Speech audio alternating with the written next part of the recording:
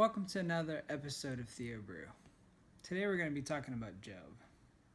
I know, Job.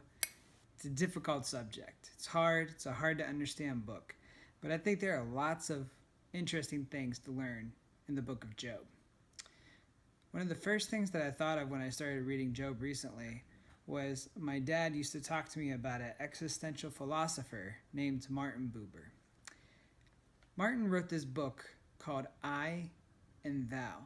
And in it, he talks about an interesting thing. He tries to figure out if you have one person next to another person, where do their identities actually meet?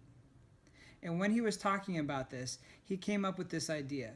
He called his book I and Thou or I and It because he says that often we stop treating people as other I's and we start to treat them like it's.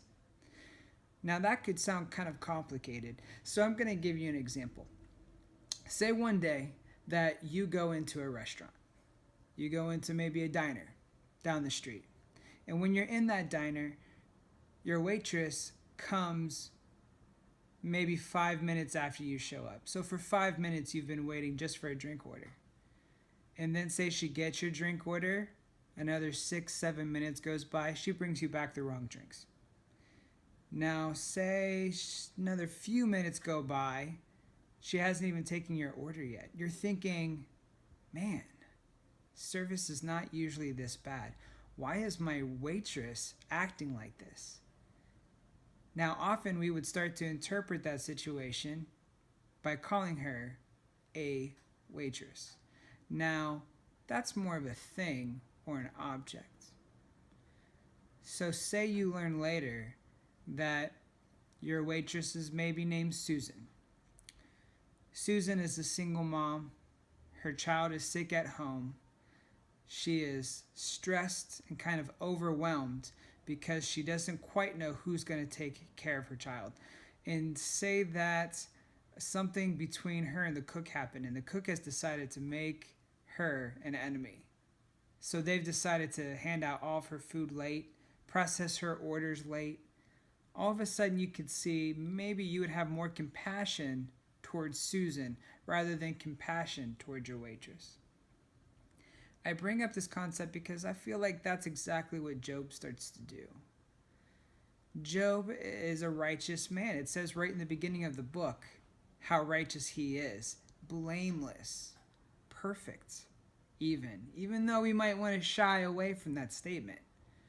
So he's doing pretty good. So good that one day Satan is talking with the Lord, and the Lord says, "What have you been up to?" And he says, "Basically, I've been going out to and fro through the earth trying to cause you trouble." And what does God respond back with? "Have you seen my servant Job?"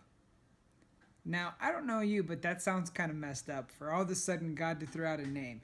Talk about a moment where you don't want name dropping to happen. It's definitely probably to Satan. So we see God say, "What about my servant Job?" And Satan does not like Job because Job is righteous. He believes that Job is only so righteous because God has protected him.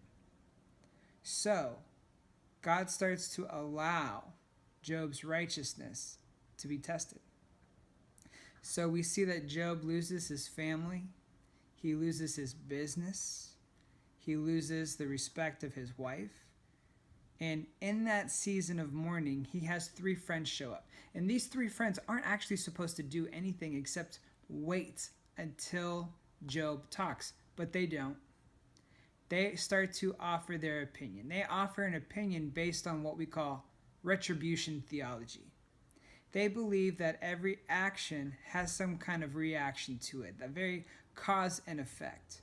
And in their concept of retribution theology, all of this must have happened to Job because he did something wrong. And if he would only confess it, everything would go away.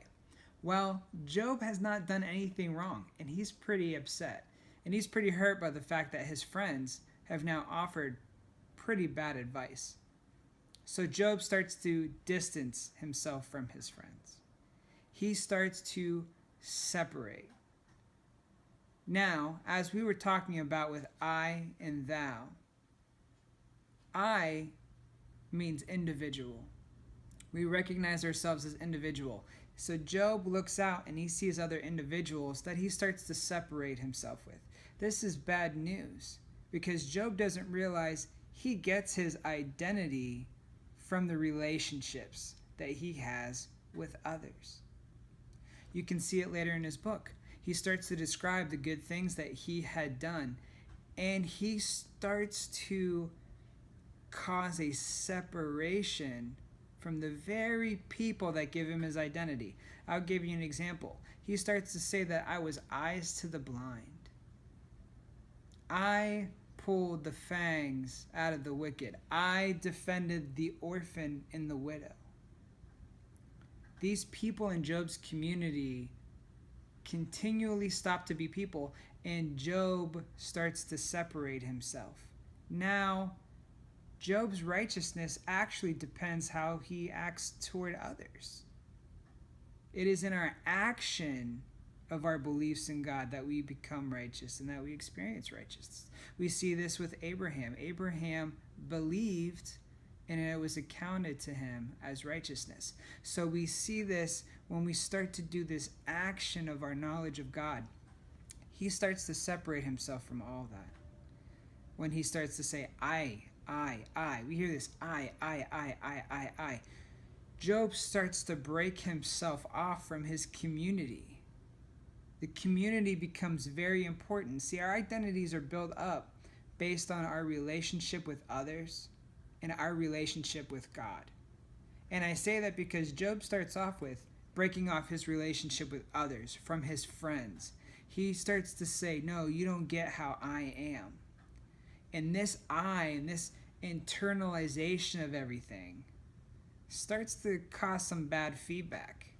I don't know if you're familiar with music and with sound, but when music starts and sound starts to come back on itself, we call it reverb. This idea of it coming in and in. Maybe you experienced it. You started to be someplace with a microphone, and that microphone was picking up a speaker nearby. It doesn't sound very good. And as Job starts to bring everything back into himself and cut himself off from others, he doesn't sound very good. And that even starts to happen in his relationship with God. Now, I said Job had a relationship with him and others, and that includes him and God. So he starts to do this thing where he says, well, I want God to come explain. Why aren't things working out? Job himself is kind of acting in retribution theology. See, he's saying, I have acted this way, so God, you should act this way. Almost like a demand. In Job, he creates the situation of a court case. So he says, I want God to come down and bear witness that I have been righteous and that life isn't going the way it should. Whoa, Job. Job just pulled God out of the chair of the judge and wants to put him on the chair of the witness stand. That's a problem. I believe that Job needed an upgrade. As we said in the beginning of the book, Job was blameless.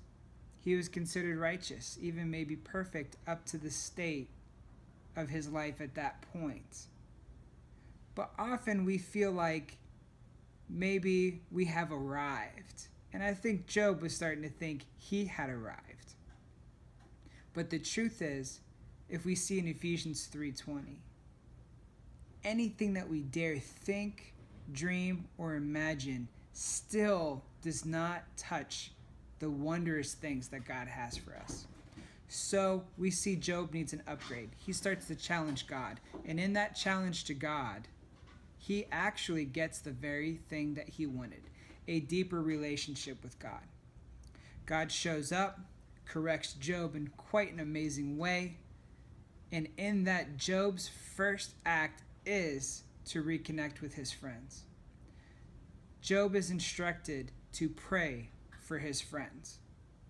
Now, talk about the people you don't want to be nice to, or the guys that just accuse you of all the bad stuff. But the very first thing that Job does is replace and rebuild and reconnect what the enemy had tried to take. So, if you're in life's situation, think about your perspective. First, is God still Lord? If you've removed God from the place of lordship and tried to bring him down onto your level, you need an upgrade. If you look at bad things happening and you say to yourself, this isn't fair, this isn't right, you need an upgrade. Because the truth is, we should be using our knowledge of who God is to challenge our circumstances. And when we do that, we will grow. But not just us, but our community. Because remember, when Job was in right relationship with God, when he did have that strong relationship with God as God revealed himself in personal relationship, but also in the relationship of others, he was eyes to the blind. He did take care of the orphan and the widow. So, I think it's true. We need to focus on others. There's a power that comes from focusing on others.